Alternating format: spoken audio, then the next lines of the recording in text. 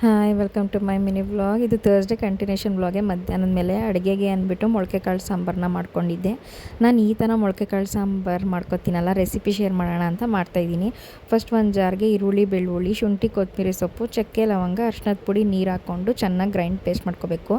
ಆಮೇಲೆ ಒಂದು ಕುಕ್ಕರಲ್ಲಿ ಎಣ್ಣೆ ಹಾಕ್ಬಿಟ್ಟು ಸ್ವಲ್ಪ ಈರುಳ್ಳಿ ಒಗ್ಗರಣೆಗೆ ಹಾಕ್ಬಿಟ್ಟು ಮೊಳಕೆ ಕಾಳು ಯಾವ್ದು ಕಾಳು ನೆನೆಸಿಟ್ಟಿರ್ತೀರೋ ಅಥವಾ ಅಂಗಡಿಯಿಂದ ತಂದಿರ್ತೀರೋ ಆ ಕಾಳನ್ನ ಹಾಕ್ಕೊಳ್ಳೋದು. ಚೆನ್ನಾಗಿ ಸ್ವಲ್ಪ ಫ್ರೈ ಮಾಡಿಬಿಟ್ಟು ಈ ಅರಿಶಿನ ಈರುಳ್ಳಿ ಆಡಿಸ್ಕೊಂಡಿರ್ತೀವಲ್ಲ ಅದನ್ನು ಹಾಕ್ಬಿಟ್ಟು ಚೆನ್ನಾಗಿ ಫ್ರೈ ಮಾಡಿಬಿಟ್ಟು ಉಪ್ಪು ಹಾಕ್ಬಿಟ್ಟು ಬಿಟ್ಬಿಡೋದು. ಅದು ಚೆನ್ನಾಗಿ ಕುದೀತಾ ಇರುತ್ತೆ, ಸ್ಮೆಲ್ ಗಮ್ ಅನ್ನುತ್ತೆ.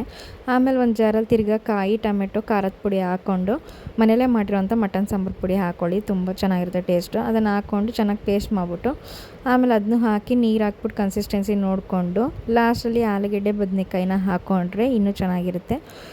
ಆಮೇಲೆ ಉಪ್ಪು ಹಾಕ್ಬಿಟ್ಟು ಲಿಡ್ ಕ್ಲೋಸ್ ಮಾಡೋದು. ಆಮೇಲೆ ಸೂಪರಾಗಿರೋ ಮೊಳಕೆ ಕಾಳು ಸಾಂಬಾರು ರೆಡಿಯಾಗುತ್ತೆ. ಈ ಥರ ಒಂದು ಸತಿ ಟ್ರೈ ಮಾಡಿದರೆ ಕಮೆಂಟ್ ಮಾಡಿ, ಅಥವಾ ನೀವು ಇದೇ ಥರ ಮಾಡ್ತೀರಾ ಅಂತ ನೋಡಿ.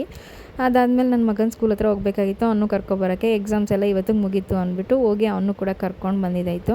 ಅವ್ನು ಕರ್ಕೊಬರೋ ಹೊತ್ತಲ್ಲಿ ಎಕ್ಸಾಮ್ ಮುಗ್ದೈತೆ, ನನ್ನ ಅಕ್ಷರ ಮಠಕ್ಕೆ ಕರ್ಕೋಗಿ ಅಂತ ಅಂದ್ಬಿಟ್ಟು ಅಲ್ಲೇ ಡೇ ಮಠಕ್ಕೆ ಕರ್ಕೊಂಡೋಗ್ಬಿಟ್ಟು ಅಲ್ಲಿ ಅವ್ನಿಗೆ ಬೇಕಾಗಿರೋ ತಿಂಡಿನೆಲ್ಲ ತೆಗೆಸ್ಕೊಂಡೆ ಮನೆ ಹತ್ರ ಬಂದ.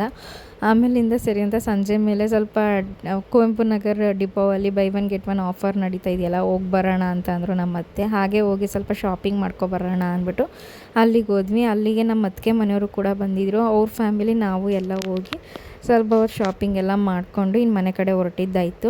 ಇನ್ನು ಮನೆಗೆ ಬಂದಮೇಲೆ ತಿರ್ಗಾ ನನ್ನ ಹಸ್ಬೆಂಡು ಬಜ್ಜಿ ಮತ್ತು ಚಿತ್ರಾನ್ನನೇ ಬೇಕು ನನಗೆ ಸಂಜೆ ಊಟಕ್ಕೆ ಅಂತ ಹೇಳಿದ್ರು. ಇನ್ನು ಗುರುವಾರ ಆಗಿರೋದ್ರಿಂದ ಅವ್ರಿಗೆ ಮಾಡಿಕೊಡ್ಲೇಬೇಕು ಅಂದ್ಬಿಟ್ಟು ಚಿತ್ರಾನ್ನ ಬಜ್ಜಿ ಮಾಡಿ ಈ ಡೇನ ಎಂಡ್ ಮಾಡಿದೆ. Thank you, bye.